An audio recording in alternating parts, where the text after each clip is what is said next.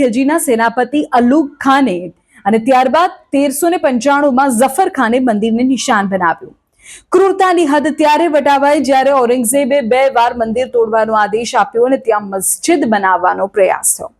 લોકો પૂછે છે કે આક્રમણોને આજે કેમ યાદ કરવા? તો તેનો જવાબ છે આપણી જીત. જેટલી વાર તલવારની ધારથી મંદિરને તોડી પાડી દેવામાં આવ્યું, એટલી જ વાર શ્રદ્ધાની તાકાતથી તેનું પુનઃનિર્માણ થયું. ભીમદેવ સોલંકીથી લઈને રાણી અહિલ્યાબાઈ હોલકર સુધીના વીરોએ આ જ્યોતને બુઝાવવા ન દીધી. આ આક્રમણોના કાળા અધ્યાયનું કાયમી અંત આવ્યું 11/2/1951ના રોજ.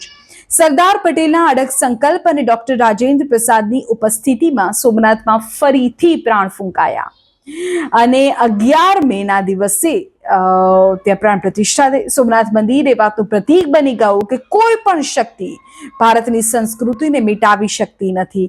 તો આ હતું સોમનાથનો એ ઇતિહાસ કે જે વિનાશથી શરૂ તો થયો પણ આજે વિકાસ અને અતૂટ શ્રદ્ધાના શિખરે પહોંચ્યો છે.